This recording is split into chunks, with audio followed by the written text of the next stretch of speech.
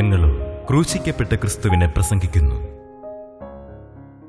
40-ാം സങ്കീർത്തനം ആദ്യ വാക്യങ്ങൾ നമുക്ക് വായിച്ച് കേൾക്കാം. ഞാൻ യഹോവയ്ക്കായി കാത്തിരുന്നു, അവൻ എങ്കിലേക്ക് ചാഞ്ഞു, എൻ്റെ നിലവിളി കേട്ടു. നാശകരമായ കുഴിയിൽ നിന്നും കുഴഞ്ഞ ചേറ്റിൽ നിന്നും അവൻ എന്നെ കയറ്റി. എൻ്റെ കാലുകളെ ഒരു പാറമേൽ നിർത്തി, എൻ്റെ ഗമനത്തെ സ്ഥിരമാക്കി. അവൻ എൻ്റെ വായിൽ പുതിയൊരു പാട്ട് തന്നു, നമ്മുടെ ദൈവത്തിന് സ്തുതി തന്നെ. പലരും അത് കണ്ട് ഭയപ്പെട്ട് യഹോവയിൽ ആശ്രയിക്കും. 40-ാം സങ്കീർത്തനം ഇസ്രായേലിൻ്റെ മധുര ഗായകനായ ദാവീദ് പാടിയ സങ്കീർത്തനമാണ്. ദാവീദിൻ്റെ ജീവിതത്തിലെ വലിയ പരാജയത്തിന് ശേഷം ദാവീദ് ദൈവത്തിൻ്റെ അളവറ്റ കൃപയാൽ തിരിച്ചു വരികയും യഥാസ്ഥാനപ്പെടുകയും ജീവിതത്തിൽ സമാധാനം കണ്ടെത്തുകയും പാപമോചനത്തിൻ്റെ സൗഖ്യം അനുഭവിക്കുകയും ചെയ്തപ്പോൾ ദാവീദ് ദൈവത്തെ സ്തുതിച്ച് മഹത്വപ്പെടുത്തിക്കൊണ്ട് പാടുന്ന സങ്കീർത്തനമാണ് 40-ാം സങ്കീർത്തനം. ഈ ആദ്യത്തെ 3 വാക്യങ്ങളിൽ നാം കാണുന്നത് ദാവീദ് ചെയ്ത ഒരു കാര്യം, ദൈവം ചെയ്ത 6 കാര്യം. ദാവീദ് ചെയ്ത ഒരു കാര്യം, യഹോവയ്ക്കായി കാത്തിരുന്ന് നിലവിളിച്ചു. ദൈവം ചെയ്ത 6 കാര്യം: 1, ദൈവം ദാവീദിൻ്റെ മേൽ ചാഞ്ഞു വന്നു. 2, ദൈവം ദാവീദിൻ്റെ നിലവിളി കേട്ടു. 3, ദൈവം ദാവീദിനെ നാശകരമായ കുഴിയിൽ നിന്നും കുഴഞ്ഞ ചേറ്റിൽ നിന്നും കയറ്റി. 4, ദാവീദിൻ്റെ കാലുകളെ ദൈവം ഒരു പാറമേൽ നിർത്തി. 5, ദൈവം ദാവീദിൻ്റെ ഗമനത്തെ സ്ഥിരമാക്കി. 6, ദൈവം ദാവീദിൻ്റെ വായിൽ പുതിയൊരു പാട്ട് തന്നു, ദൈവത്തിന് സ്തുതി പാടുവാനുള്ള സ്തോത്ര കീർത്തനം തന്നു. ദൈവത്തിൻ്റെ വലിയ നാമം മഹത്വപ്പെടട്ടെ. സഹോദരീ സഹോദരങ്ങളെ, യഥാസ്ഥാനപ്പെടുമ്പോൾ സ്തുതിയുണ്ട്. ദൈവത്തിങ്കിലേക്ക് മടങ്ങി വരുമ്പോൾ സ്തോത്രമുണ്ട്. ദൈവത്തിൻ്റെ കൃപ അനുഭവിക്കുമ്പോൾ ആനന്ദ വായ്പുണ്ട്. ദൈവത്തിൻ്റെ വാത്സല്യം അനുഭവിക്കുമ്പോൾ, ദൈവം പാപക്ഷമ നൽകുമ്പോൾ വലിയ നന്ദിയുണ്ട് ദൈവത്തോട്. പാപം ക്ഷമിച്ചു കിട്ടുന്നതാണ് ഭാഗ്യം എന്ന് ദാവീദ് പാടുകയുണ്ടായല്ലോ 32-ാം സങ്കീർത്തനത്തിൽ. ലംഘനം ക്ഷമിച്ചും പാപം മറച്ചും കിട്ടിയ മനുഷ്യൻ ഭാഗ്യവാൻ. യഹോവ അകൃത്യം കണക്കിടാതെയും ആത്മാവിൽ കപടമില്ലാതെയും ഇരിക്കുന്ന മനുഷ്യൻ ഭാഗ്യവാൻ എന്ന് ദാവീദ് പറയുന്നുണ്ട്, ദൈവത്തെ മഹത്വപ്പെടുത്തുന്നുണ്ട്. ലംഘനങ്ങൾ ഉണ്ടായിരുന്നു, പക്ഷേ ലംഘനം ക്ഷമിച്ചു തന്നു. പാപങ്ങളുണ്ടായിരുന്നു, ദൈവം പാപം മറച്ചു തന്നു. അകൃത്യങ്ങൾ ജീവിതത്തിൽ സംഭവിച്ചു, പക്ഷേ ദൈവം അകൃത്യം കണക്കിട്ടില്ല. ദൈവത്തിൻ്റെ അളവറ്റ കരുണ. ദാവീദിൻ്റെ ജീവിതത്തിലെ ഘോരമായ പാതകങ്ങളെല്ലാം അയച്ചു കളഞ്ഞ് ദാവീദിന് ദൈവം മോചനം കൊടുത്തു, പാപക്ഷമ നൽകി. മഹാഭാഗ്യം ദാവീദിന് ലഭിച്ചു. ദൈവത്തിൻ്റെ കരുണയ്ക്ക് വേണ്ടി കാത്തിരുന്ന് യാചിച്ചു, നിലവിളിച്ചു. ദൈവം ദാവീദിൻ്റെ പ്രാർത്ഥന കേട്ടു. സഹോദരങ്ങളെ, ദാവീദിൻ്റെ പ്രാർത്ഥന കേട്ട ദൈവം നമ്മുടെ ഓരോരുത്തരുടെയും പ്രാർത്ഥന കേൾക്കുന്നവനാണ്. ദൈവത്തിന് ഏറ്റവും ഹിതകരമായ പ്രാർത്ഥന നിത്യജീവന് വേണ്ടിയുള്ള പ്രാർത്ഥനയാണ്. നിത്യ സ്വർഗ സൗഭാഗ്യം ലഭിക്കുന്നതിന് വേണ്ടിയുള്ള പ്രാർത്ഥന, നിത്യ രക്ഷ അനുഭവമാക്കുന്നതിന് വേണ്ടിയുള്ള പ്രാർത്ഥന. മനുഷ്യൻ സ്വതവേ പാപിയാണ്, ഒരു വ്യത്യാസവുമില്ല. എല്ലാവരും പാപം ചെയ്ത് ദൈവ തേജസ് ഇല്ലാത്തവരായി തീർന്നു എന്ന് നാം തിരുവചനത്തിൽ വായിക്കുന്നുണ്ട്. ദാവീദ് തന്നെ 53-ാം സങ്കീർത്തനത്തിൽ പറയുന്നുണ്ട്. അത് അപ്പോസ്തലനായ പൗലോസ് റോമർക്കെഴുതിയ ലേഖനം 3-ാം അധ്യായത്തിൽ അത് എടുത്തു പറയുന്നുണ്ട്. നീതിമാൻ ആരുമില്ല, ഒരുത്തൻ പോലുമില്ല. ദൈവത്തെ അന്വേഷിക്കുന്ന ബുദ്ധിമാനുണ്ടോ എന്ന് കാണുവാൻ യഹോവ സ്വർഗത്തിൽ നിന്ന് ഭൂമിയിൽ മനുഷ്യപുത്രന്മാരെ നോക്കി. നീതിമാൻ ആരുമില്ല, ഒരുത്തൻ പോലുമില്ല, നന്മ ചെയ്യുന്നവനില്ല എന്നാണ് ദാവീദ് 53-ാം സങ്കീർത്തനത്തിലും 14-ാം സങ്കീർത്തനത്തിലും ആവർത്തിച്ച് പറഞ്ഞത്. ഈ വാക്യം ഉദ്ധരിച്ചുകൊണ്ട് അപ്പോസ്തലനായ പൗലോസ് റോമർക്ക് എഴുതിയ ലേഖനം 3-ാം അധ്യായം 10-ാം വാക്യത്തിലും 3-ാം അധ്യായം 23-ാം വാക്യത്തിലും പറഞ്ഞു, ഒരു വ്യത്യാസവുമില്ല, എല്ലാവരും പാപം ചെയ്തു ദൈവ തേജസ്സില്ലാത്തവരായി തീർന്നു. മനുഷ്യൻ പാപം ചെയ്തു, എന്നാൽ ദൈവം അനുദപിക്കുന്ന പാപിക്ക് മോചനം കൊടുക്കുന്നു. മനുഷ്യൻ അകൃത്യത്തിൽ വീഴുന്നു, എന്നാൽ ദൈവം അകൃത്യത്തിൻ്റെ ചെളിക്കുണ്ടിൽ നിന്ന് മനുഷ്യനെ ഉദ്ധരിക്കുന്നു. അവൻ അനുദപിച്ച് നിലവിളിക്കുമ്പോൾ, ഞാൻ യഹോവയ്ക്കായി കാത്തിരുന്നു, അവൻ എങ്കിലേക്ക് ചാഞ്ഞു, എൻ്റെ നിലവിളി കേട്ടു. നാശകരമായ കുഴിയിൽ നിന്നും കുഴഞ്ഞ ചേറ്റിൽ നിന്നും അവൻ എന്നെ കയറ്റി, എൻ്റെ കാലുകളെ ഒരു പാറമേൽ നിർത്തി, എൻ്റെ ഗമനം സ്ഥിരമാക്കി. കഴിഞ്ഞ പ്രാവശ്യം നാം ആ 5-ാമത്തെ കാര്യം വളരെ വിശാലമായും വിശദമായും ചിന്തിച്ചതാണല്ലോ. അവൻ എൻ്റെ ഗമനം സ്ഥിരമാക്കി. സ്ഥിരതയുള്ള ഒരു ജീവിതം എനിക്ക് തന്നു. ആടിപ്പോകുന്ന ജീവിതമല്ല, വാടിപ്പോകുന്ന ജീവിതമല്ല, സ്ഥിരമായി ഓടുവാനുള്ള കൃപയാണ് ദൈവം എനിക്ക് തന്നിരിക്കുന്നത് എന്ന് ദാവീദ് ഉറക്കെ പ്രഖ്യാപിക്കുവാൻ തക്കവണ്ണമുള്ള ആന്തരിക സ്ഥിരത ദൈവം ദാവീദിന് സൗജന്യമായി കൊടുത്തു. ആവശ്യക്കാരുടെ യാചനകൾക്ക് മറുപടി തരുന്ന ദൈവം, അപേക്ഷ സ്വീകരിക്കുന്ന ദൈവം, പ്രാർത്ഥന കേൾക്കുന്ന ദൈവം. സഹോദരങ്ങളെ, നിങ്ങളിൽ ചിലരെങ്കിലും ജീവിതത്തിൽ സ്ഥിരത കിട്ടാതെ, ഉറപ്പ് കിട്ടാതെ, ധൈര്യം കിട്ടാതെ പതറുകയും ആടി ഉലയുകയും ചെയ്യുന്നവരായിരിക്കും. എന്നാൽ സ്നേഹിതരെ, നിങ്ങളോട് പറയട്ടെ, നിങ്ങൾക്ക് സ്ഥിരത തരുവാൻ ജീവനുള്ള ക്രിസ്തുവിന് കഴിയും. നിങ്ങളെ സ്ഥിരമായി ചാഞ്ഞു പോകാതെ, ചരിഞ്ഞു പോകാതെ, വാടിപ്പോകാതെ, ആടിപ്പോകാതെ, ചഞ്ചലപ്പെട്ടു പോകാതെ, ഭീരുക്കളായി പോകാതെ, സ്ഥിരതയോടെ, ധൈര്യത്തോടെ, ധീരതയോടെ മുന്നോട്ട് പോകുമാറാക്കുവാൻ കർത്താവായ യേശുക്രിസ്തുവിന് കഴിയും. വേണമെങ്കിൽ നിങ്ങൾക്കത് പ്രാപിക്കാം. പലപ്പോഴും നാം അത്യാവശ്യക്കാരല്ലെന്ന് ഉള്ളത് കൊണ്ടാണ് നമുക്ക് അനുഭവങ്ങൾ ലഭിക്കാതെ പോകുന്നത്. നാം ചിന്തിക്കും, ഞാൻ അത്യാവശ്യക്കാരനായതുകൊണ്ടല്ലേ ഞാൻ പ്രാർത്ഥിച്ചത്, ഞാൻ ആവശ്യക്കാരനായതുകൊണ്ടല്ലേ ദൈവത്തിൻ്റെ കരുണയ്ക്ക് വേണ്ടി അപേക്ഷിച്ചത്, എനിക്കെന്താണ് ഉറച്ചു നിൽക്കാൻ കഴിയാത്തത്? ഞാൻ തീരുമാനമെടുത്തെങ്കിലും പിന്നെയും ഞാൻ വാടിപ്പോകുന്നല്ലോ, ഞാൻ തളർന്നു പോകുന്നല്ലോ. ഞാൻ തീരുമാനങ്ങൾ എടുക്കുന്നുണ്ട്, സമർപ്പണങ്ങൾ എടുക്കുന്നുണ്ട്, പക്ഷേ എനിക്ക് എൻ്റെ സമർപ്പണങ്ങളിലും തീരുമാനങ്ങളിലും അടിയുറച്ച് നിൽക്കാൻ കഴിയുന്നില്ലല്ലോ. എന്തായിരിക്കും അതിൻ്റെ കാരണം? പ്രിയപ്പെട്ടവരെ, മനുഷ്യർക്ക് അസാധ്യമായത് സാധിപ്പിച്ചു തരുന്ന ദൈവം നമുക്കിത് സാധിപ്പിച്ചു തരും. കർത്താവേ, എന്നെ നീ സഹായിച്ചേ പറ്റൂ എന്ന് നാം നിർബന്ധമായി യാചിക്കുമ്പോൾ, എനിക്ക് അസാധ്യമായത് നീ എനിക്ക് സാധ്യമാക്കി തരണമേ എന്ന് നാം മുട്ടിപ്പായി പ്രാർത്ഥിക്കുമ്പോൾ, ദൈവത്തിൻ്റെ സന്നിധിയിൽ നിന്ന് അനുഗ്രഹം ലഭിക്കാതെ ഞാൻ മാറുകയില്ല എന്ന് ദൈവസന്നിധിയിൽ നിർബന്ധമായി യാചിക്കുമ്പോൾ, ലൂക്കോസിൻ്റെ സുവിശേഷം 18-ാം അധ്യായം ആദ്യ ഭാഗത്താണ്, ആദ്യ ഖണ്ഡികയിലാണ് ആ ഉപമ നാം കാണുന്നത്. മടുത്തു പോകാതെ എപ്പോഴും പ്രാർത്ഥിക്കണമെന്നുള്ളതിന് അവൻ അവരോട് ഒരു ഉപമ പറഞ്ഞത്. ദൈവത്തെ ഭയവും മനുഷ്യനെ ശങ്കയുമില്ലാത്ത ഒരു ന്യായാധിപൻ ഒരു പട്ടണത്തിലുണ്ടായിരുന്നു. ആ പട്ടണത്തിൽ ഒരു വിധവയും ഉണ്ടായിരുന്നു. അവൾ അവൻ്റെ അടുക്കൽ ചെന്നു, എൻ്റെ പ്രതിയോഗിയോട് പ്രതിക്രിയ നടത്തി രക്ഷിക്കണമേ എന്ന് പറഞ്ഞു. അവന് കുറേ കാലത്തേക്ക് മനസ്സില്ലായിരുന്നു. പിന്നെ അവൻ, എനിക്ക് ദൈവത്തെ ഭയവും മനുഷ്യനെ ശങ്കയുമില്ല എങ്കിലും വിധവ എന്നെ അസഹ്യമാക്കുന്നത് കൊണ്ട് ഞാൻ അവളെ പ്രതിക്രിയ നടത്തി രക്ഷിക്കും, അല്ലെങ്കിൽ അവൾ ഒടുവിൽ വന്ന് എന്നെ മുഖത്തടിക്കുമെന്ന് ഉള്ളുകൊണ്ട് പറഞ്ഞു. അനീതിയുള്ള ന്യായാധിപൻ പറയുന്നത് കേൾപ്പീൻ.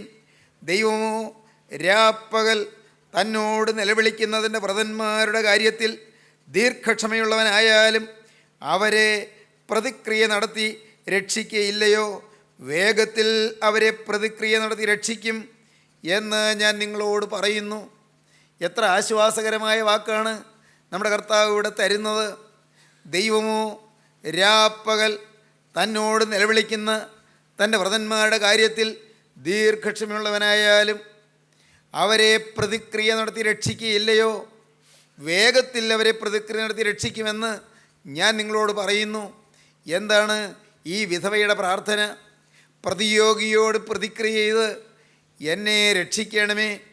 പ്രതിയോഗി എന്നെ അലട്ടുന്നു, എതിരാളി എന്നെ അലോസരപ്പെടുത്തുന്നു, എന്നെ ഉപദ്രവിക്കുന്നു, എന്നെ ആക്രമിക്കുന്നു.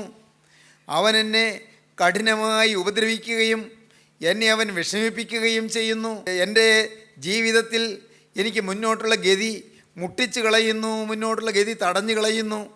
അതുകൊണ്ട് പ്രതിയോഗിയോട് എനിക്ക് വേണ്ടി ഒന്ന് പ്രതിക്രിയ ചെയ്യണമേ, എന്നെ രക്ഷിക്കണമേ എന്ന് ഈ വിധവ ന്യായാധിപതിയുടെ മുൻപിൽ ചെന്ന് നിലവിളിക്കുകയാണ്. അവൾ എങ്ങനെയാണ് നിലവിളിച്ചത്?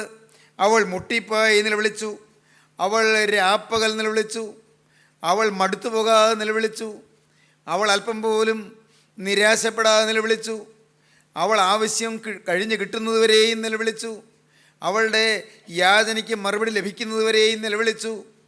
അനീതിയുള്ളവനായിരുന്നു ന്യായാധിപനെങ്കിലും അവൻ അവളുടെ ആവശ്യം നിർവഹിച്ചു കൊടുത്തു. പ്രിയപ്പെട്ടവരെ, ആ വിധവയുടെ കാര്യം ചൂണ്ടിക്കാട്ടിക്കൊണ്ട് നമ്മുടെ കർത്താവ് പറയുകയാണ്, ദൈവമോ, നീതിയുള്ളവനായ ദൈവം, ദയാവായ്പുള്ളവനായ ദൈവം, കാരുണ്യവാനായ ദൈവം, ദൈവമോ രാപ്പകൽ തന്നോട് നിലവിളിക്കുന്ന തൻ്റെ വ്രതന്മാരുടെ കാര്യത്തിൽ ദീർഘക്ഷമയുള്ളവനായാലും അവരെ പ്രതിക്രിയ നടത്തി രക്ഷിക്കുകയില്ലയോ? വേഗത്തിൽ അവരെ പ്രതിക്രിയ നടത്തി രക്ഷിക്കും എന്ന് ഞാൻ നിങ്ങളോട് പറയുന്നു. സ്നേഹിതരെ, നിങ്ങളിതൊന്ന് പരീക്ഷിച്ചു നോക്കൂ. നിങ്ങളുടെ ജീവിതത്തിൽ നിങ്ങളിതൊന്ന് സ്വന്തമായി അനുഭവിക്കൂ. നിർബന്ധമായി നിങ്ങളുടെ ആവശ്യഭാരങ്ങളും പേറിക്കൊണ്ട് ക്രിസ്തുവിൻ്റെ സന്നിധാനത്തിലേക്ക് നിങ്ങൾ അണയുക. ക്രിസ്തുവിൻ്റെ ആണിപ്പാടുള്ള പാദത്തിൽ നിങ്ങൾ മുട്ടുമടക്കുക. ക്രിസ്തുവിൻ്റെ കരുണയ്ക്കും കൃപയ്ക്കുമായി നിങ്ങൾ നിരന്തരം യാചിക്കുക. ദാവീദ് രാജാവ് വേറൊരു അവസരത്തിൽ പറഞ്ഞു, 123-ാം സങ്കീർത്തനത്തിലാണ്, സ്വർഗത്തിൽ വസിക്കുന്നവനായുള്ളവേ, നിങ്കലേക്ക് ഞാൻ എൻ്റെ കണ്ണുയർത്തുന്നു. ദാസന്മാരുടെ കണ്ണ് യജമാനൻ്റെ കയ്യിലേക്കും ദാസികളുടെ കണ്ണ് യജമാനത്തിൻ്റെ കയ്യിലേക്കും എന്ന പോലെ യഹോവേ, നീ എന്നോട് കൃപ ചെയ്യുവോളം ഞാൻ നിന്നെ നോക്കിക്കൊണ്ടിരിക്കുന്നു. സ്വർഗത്തിൽ വസിക്കുന്നവനായുള്ളവേ, നിങ്കലേക്ക് ഞാൻ എൻ്റെ കണ്ണ് ഉയർത്തുന്നു. ദാസന്മാരുടെ കണ്ണ് യജമാനൻ്റെ കയ്യിലേക്കും ദാസിയുടെ കണ്ണ് യജമാനത്തിയുടെ കയ്യിലേക്കും എന്ന പോലെ ഞങ്ങളുടെ കണ്ണ് ഞങ്ങളുടെ ദൈവമായ യഹോവയെങ്കിലേക്ക് അവൻ ഞങ്ങളോട് കൃപ ചെയ്യുവോളം നോക്കിക്കൊണ്ടിരിക്കുന്നു. യഹോവേ, ഞങ്ങളോട് കൃപ ചെയ്യണമേ, ഞങ്ങളോട് കൃപ ചെയ്യണമേ. നിരന്തരം പ്രാർത്ഥിക്കുകയാണ്. സഹോദരങ്ങളെ, ജീവിത സ്ഥിരത നിങ്ങൾക്ക് വേണമോ? മുട്ടിപ്പായി പ്രാർത്ഥിപ്പീൻ.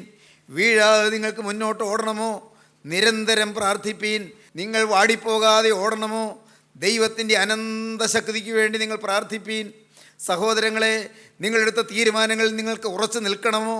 പാപത്തോട് സന്ധിയില്ലാതെ സമരം ചെയ്യണമോ? പാപം ജീവിതത്തിൽ വരികയില്ല എന്നെടുത്ത തീരുമാനത്തിന് കെട്ടുറപ്പേകണമോ? എങ്കിൽ നിങ്ങൾ ദൈവത്തോട് മുട്ടിപ്പായി പ്രാർത്ഥിപ്പീൻ. അവൻ ഞങ്ങളോട് കൃപ ചെയ്യുവോളം അവനെ ഞങ്ങൾ നോക്കിക്കൊണ്ടിരിക്കുന്നു. ദാസന്മാരുടെ കണ്ണ് യജമാനൻ്റെ കയ്യിലേക്ക് നോക്കുന്നത് പോലെ, ദാസികളുടെ കണ്ണ് യജമാനത്തിയുടെ കയ്യിലേക്ക് എന്ന പോലെ ഞങ്ങളുടെ കണ്ണ് ഞങ്ങളുടെ ദൈവമായ യഹോവയെങ്കിലേക്ക് അവൻ ഞങ്ങളോട് കൃപ ചെയ്യുവോളം നോക്കിക്കൊണ്ടിരിക്കുന്നു. ദാവീദ് ഇത് പറയുന്നത് അനുഭവത്തിൽ നിന്നാണ്. സഹോദരങ്ങളെ, സ്ഥിരതയോടെ ഓടുക. അവൻ എനിക്ക് സ്ഥിരത തന്നു. അവൻ എന്നെ ഒരു പാറമേൽ നിർത്തി എൻ്റെ ഗമനം സ്ഥിരമാക്കി. സഹോദരങ്ങളെ, ഗമനത്തെ സ്ഥിരമാക്കി തരുന്ന ഒരു ദൈവമുണ്ട്. നമ്മുടെ ഗമനത്തിൽ നാം അല്പം പോലും തളർന്നു പോകാതെ, ക്ഷീണിച്ചു പോകാതെ, ചഞ്ചലപ്പെട്ടു പോകാതെ നമ്മെ നയിക്കുന്ന ഒരു ദൈവമുണ്ട്. ദാവീദിൻ്റെ ജീവിതത്തിൽ ദൈവം ചെയ്ത 5-ാമത്തെ കാര്യം ഗമനം സ്ഥിരമാക്കി എന്നുള്ളതാണ്. 6-ാമത്തെ കാര്യം എന്താണ്? അവൻ എൻ്റെ വായിൽ പുതിയൊരു പാട്ട് തന്നു. നമ്മുടെ ദൈവത്തിന് സ്തുതി തന്നെ. പുതിയൊരു പാട്ട്, സ്തുതി എന്ന പുതിയ പാട്ട്. സഹോദരങ്ങളെ, അതൊരു മഹാഭാഗ്യമാണ്. സ്തുതി നാവിൽ വരച്ച് കിട്ടുക. സ്തുതി ആത്മാവിൻ്റെ അന്തരാളത്തിൽ നിന്ന് ഉയർന്നു വരുന്ന സ്തുതി, അതൊരു വലിയ സിദ്ധിയാണ്. സ്തോത്രം അതൊരു വലിയ പദവിയാണ്. സ്തുതിയും സ്തോത്രവും പ്രഭയും പുകഴ്ചയും മാഞ്ഞു പോകാത്ത നല്ല ഉന്നതിയും സദാ ഇപ്പോഴും ഇടപെടാതെ കരയേറ്റുവാൻ ഞങ്ങളെ യോഗ്യരാക്കണമേ എന്ന് പ്രാർത്ഥിക്കുന്നത് നാം നിരന്തരം കേൾക്കുന്നുണ്ട്. എന്നാൽ പ്രിയപ്പെട്ടവരെ, അതിന് യോഗ്യത പ്രാപിക്കുന്നത് ഒരു വലിയ പദവിയാണ്. അതൊരു മഹത്തായ യോഗ്യതയാണ്. സ്തുതി ഇടപെടാതെ കരയേറ്റുക.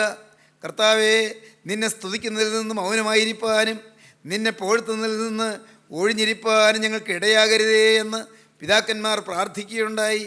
നിരന്തരം ദൈവത്തെ സ്തുതിക്കുക. ഇടപെടാതെ ദൈവത്തെ ആർപ്പോടെ, ആഘോഷത്തോടെ, ദൈവത്തെ ആരവാരത്തോടെ സ്തുതിക്കുക. ദൈവത്തിൻ്റെ മഹത്വം കരയേറ്റുക. ദാവീദിന് ഈ അനുഭവം ഉണ്ടായി. ദൈവത്തെ സ്തുതിക്കാനുള്ള ഭാഗ്യം തിരികെ കിട്ടി. ദാവീദ് 51-ാം സങ്കീർത്തനത്തിൽ പാപത്തിൻ്റെ ചെളിക്കുണ്ടിൽ കിടന്നപ്പോൾ പ്രാർത്ഥിച്ചത് എന്താണ്? ദാവീദ് പ്രാർത്ഥിച്ചത്, കർത്താവേ, എൻ്റെ അധരങ്ങളെ ഒന്ന് തുറന്നു തരാമോ? എൻ്റെ ചുണ്ടുകളെ ഒന്ന് തുറന്നു തരാമോ? എനിക്ക് നിന്നെ ഒന്ന് സ്തുതിക്കണമെന്നുണ്ടല്ലോ. സ്തുതിയുടെ കാലങ്ങൾ മറന്നുപോയി. സ്തുതിച്ച കാലങ്ങൾ തീർന്നുപോയി. എൻ്റെ സ്തുതി നിലച്ചുപോയി. എൻ്റെ ആരാധന മുടങ്ങിപ്പോയി. എൻ്റെ ദൈവമേ, എൻ്റെ അധരങ്ങളെ നീ ഒന്ന് തുറക്കണമേ. സ്നേഹിതരെ, ഇന്ന് ഈ വാക്കുകളെ കേൾക്കുന്ന ആർക്കെങ്കിലും ആത്മാവിൻ്റെ സ്തുതി നഷ്ടപ്പെട്ടവരായി ജീവിതത്തിൽ വിരസത കൊണ്ടിരിക്കുന്നുണ്ടോ? ആ അനുഭവത്തിൽ കഴിയുന്നവരാരെങ്കിലും ഉണ്ടോ? പ്രിയപ്പെട്ടവരെ, ആത്മാവിൻ്റെ സ്തുതി, നഷ്ടപ്പെട്ട സ്തുതി വീണ്ടും കിട്ടണമെന്ന് നിങ്ങൾക്ക് ആഗ്രഹമുണ്ടോ? വെറുതെ പ്രൈസ് ദ ലോർഡ് എന്ന് പറയുന്നതല്ല, ഹല്ലേലൂയ എന്ന് ഉച്ചരിക്കുന്നതല്ല, സ്തുതി അല്ലെങ്കിൽ സ്തോത്രമെന്ന് നാവ് കൊണ്ട് ഉറക്കെ പറയുന്നതല്ല. ശരിയായ ആരാധന ഹൃദയത്തിൽ നിന്ന് വരുന്നതായ നന്ദിയാണ്. ഹൃദയത്തിൽ ഉറന്നു വരുന്ന സ്നേഹമാണ്. ദൈവത്തോടുള്ള സ്നേഹം. വലിയവനെങ്കിൽ വലിയവ ചെയ്തു എന്നുള്ള അറിവ്, അത്യുന്നതെങ്കിൽ വലിയ കാര്യങ്ങൾ ചെയ്തിരിക്കുന്നതായ നിனைവ്. വിശുദ്ധ കന്യമാതാവ് യേശു തമ്പുരാനെ ഗർഭം ധരിച്ചതിന് ശേഷം അങ്ങ് മലനാട്ടിൽ യഹൂദ്യ പട്ടണത്തിൽ ബന്ധപ്പെട്ട് ചെന്ന് അവിടെ എലിസബത്തിനെ വന്ദിച്ചു എന്ന് തിരുവചനം പറയുന്നുണ്ട്. കന്യമാതാവ് എലിസബത്തിനെ വന്ദിക്കാൻ അവിടെ ചെന്ന് എലിസബത്തിനെ വന്ദിച്ചപ്പോൾ എലിസബത്തിൻ്റെ ഗർഭത്തിൽ പിള്ള ആനന്ദം കൊണ്ട് തുള്ളി. നാം വായിക്കുന്നത് അങ്ങനെയാണ്. എലിസബത്ത് പരിശുദ്ധാത്മാവ് നിറഞ്ഞവളായി ഉച്ചത്തിൽ വിളിച്ചു പറഞ്ഞു. എന്താണ് പറഞ്ഞത്? സ്ത്രീകളിൽ നീ അനുഗ്രഹിക്കപ്പെട്ടവൾ, നിന്റെ ഗർഭഫലവും അനുഗ്രഹിക്കപ്പെട്ടത്. എൻ്റെ കർത്താവിൻ്റെ മാതാവ് എൻ്റെ അടുക്കൽ വരുന്ന മാനം എനിക്ക് എവിടെ നിന്ന് ഉണ്ടായി? അപ്പോൾ മറിയാം പറഞ്ഞു, എൻ്റെ ഉള്ളം കർത്താവിനെ മഹിമപ്പെടുത്തുന്നു. എൻ്റെ ആത്മാവ് എൻ്റെ രക്ഷിതാവായ ദൈവത്തിൽ ഉല്ലസിക്കുന്നു. അവൻ തൻ്റെ ദാസിയുടെ താഴ്ച കടാക്ഷിച്ചിരിക്കുന്നുവല്ലോ. താഴ്ച കടാക്ഷിച്ചു എന്ന ഓർമ്മയിൽ നിന്നും തിരിച്ചറിവിൽ നിന്നുമാണ് സ്തുതി വരുന്നത്. എൻ്റെ എളിമയിൽ എന്നെ കടാക്ഷിച്ചവൻ ഇറങ്ങി വന്നു. എൻ്റെ നിസ്സാരതയിൽ എന്നോട് മനസ്സലിവ് തോന്നി. എൻ്റെ താഴ്ചയിൽ അവൻ എന്നെ കടന്നു പിടിച്ചു. അവൻ എന്നെ ഉയർത്തി. ഈ ബോധം ആർക്കുണ്ടോ അവൻ്റെ ഉള്ളത്തിൽ സ്തുതി ഉയരും. ദാവീദ് തന്നെ മറ്റൊരവസരത്തിൽ പറഞ്ഞു. ദാവീദ് പറഞ്ഞത്, യഹോവ എനിക്ക് ചെയ്ത സകല ഉപകാരങ്ങൾക്കും ഞാൻ അവന് എന്ത് പകരം കൊടുക്കും? ഞാൻ രക്ഷയുടെ പാനപാത്രം എടുത്ത് യഹോവയുടെ നാമം വിളിച്ചപേക്ഷിക്കും.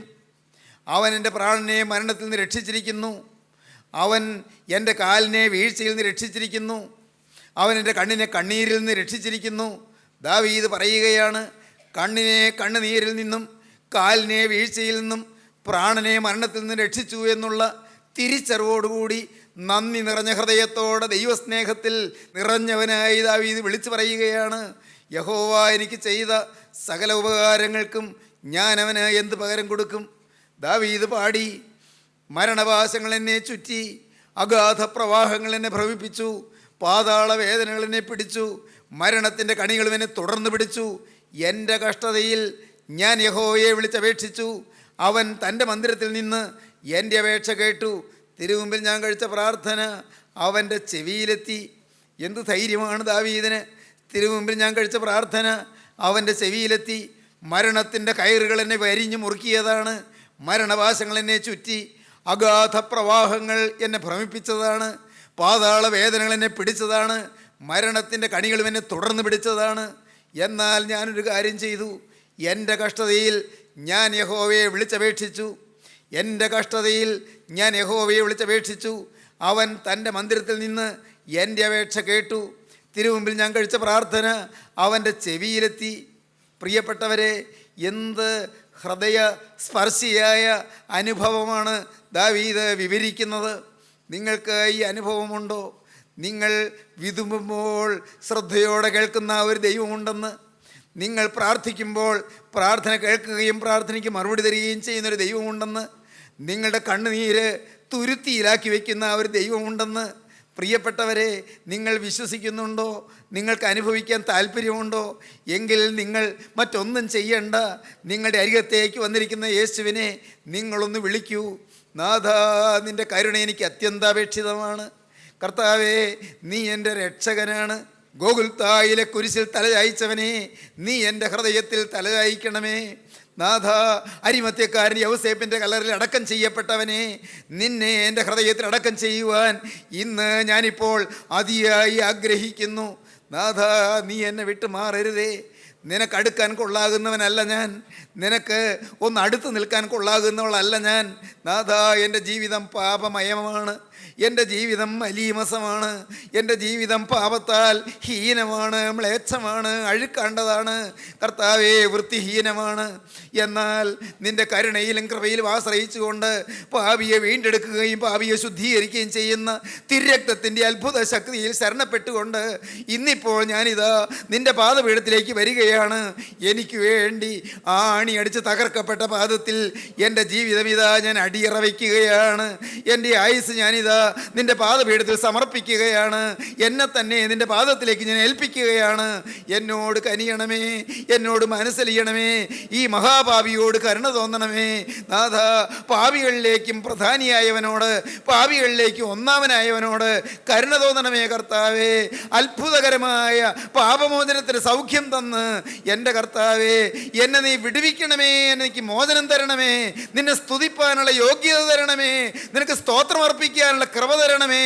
എൻ്റെ കരുണയുള്ള കർത്താവേ, ആനന്ദകരമായ അനുഭൂതിയോടുകൂടി ആരവാരത്തോടുകൂടി നിനക്ക് സ്തോത്ര കീർത്തനങ്ങൾ ആലപിക്കുവാനുള്ള നൽവരം എനിക്ക് തരണമേ. ആഘോഷത്തോടെ നിന്നെ സ്തുതിപ്പാനുള്ള ഭാഗ്യം എനിക്ക് തരണമേ. അതിനുള്ള യോഗ്യത എനിക്ക് തരണമേ. നാഥ, നിന്റെ കരങ്ങളിലേക്ക് ഇതാ ഞാൻ എന്നെ തന്നെ ഏൽപ്പിക്കുന്നു. എന്നിൽ കനിയണമേ, എന്നിലേക്ക് ഇറങ്ങി വരണമേ, എൻ്റെ മേൽ ആവസിക്കണമേ, കൃപയുടെ ചെറിയ കീഴിൽ എന്നെ ചേർക്കണമേ, അവിടുത്തെ നൽവരം എൻ്റെ മേൽ പകരണമേ, തിരുനാമത്തിൽ കൂടി മഹത്വപ്പെടുത്തണമേ. ദൈവജനമേ, പ്രാർത്ഥിപ്പീൻ, ജീവിതം ക്രിസ്തുവിന് സമർപ്പിക്കുവീൻ, ആണിപ്പാടുള്ള പാദത്തിൽ നിങ്ങളെ തന്നെ ഏൽപ്പിക്കുവീൻ, അവനോട് വാക്ക് പറയുവീൻ. യേശുവേ, ഇന്ന് മുതൽ ഞാൻ നിന്റെ വക, യേശുവിന് കൊടുക്കുവീൻ. യേശുവേ, ഇന്ന് മുതൽ ഞാൻ നിന്റെ അടിമ, യേശുവിനോട് വാക്ക് പറയുവീൻ, പുതിയ ജീവിതം തുടങ്ങുവീൻ. നമുക്ക് പ്രാർത്ഥിക്കാം. സ്നേഹവാനേ, കാരുണ്യവാനേ, ഈ നല്ല സമയത്തിനായി ഞങ്ങൾ നിന്നെ സ്തുതിക്കുന്നു. കർത്താവേ, ഈ വചനം കേട്ട് എല്ലാവരെയും അനുഗ്രഹിക്കണമേ, എല്ലാവരുടെ മേലോടത്തെ കരം വെക്കണമേ. കർത്താവേ, ആണിപ്പാടുള്ള കരം വെച്ച് എല്ലാവരെയും ആശീർവദിക്കണമേ. തിരുരക്തം പുരട്ടി എല്ലാവരെയും മോചിപ്പിക്കണമേ. പൈശാചിക ശക്തിയുടെ ഭീകരമായ പിടിയിൽ നിന്ന് മോചനം നൽകി എല്ലാവരെയും അനുഗ്രഹിക്കണമേ. കർത്താവേ, ഭീതികൾ മാറ്റണമേ, ചാഞ്ചല്യം മാറ്റണമേ, അസ്ഥിരതകൾ മാറ്റണമേ, ധൈര്യം കൊടുക്കണമേ, പ്രത്യാശ നൽകണമേ, സ്നേഹം പകരണമേ, പുതിയ ജീവിതം നൽകണമേ. കർത്താവേ, രോഗസൗഖ്യം അയക്കണമേ. കരുണയുള്ള കർത്താവേ, ഈ വചനം കേട്ട് ഓരോരുത്തരുടെ മേലും സൗഖ്യത്തിൻ്റെ ആത്മാവിനെ അയക്കണമേ. കൃപ പകരണമേ, ഭൂതബാധകൾ മാറ്റണമേ, പൈശാചിക ബന്ധനങ്ങൾ അഴിക്കണമേ, ശാപദോഷങ്ങൾ നീക്കണമേ. തിരുനാമം മഹത്വപ്പെടുത്തണമേ. യേശുക്രിസ്തുവിൻ്റെ സ്നേഹം നിറഞ്ഞ നാമത്തിൽ താഴ്മയോടെ പ്രാർത്ഥിക്കുന്ന പിതാവേ, കൃപയോടെ കേൾക്കുമാറാകണമേ. ആമീൻ. ഹല്ലേലൂയ.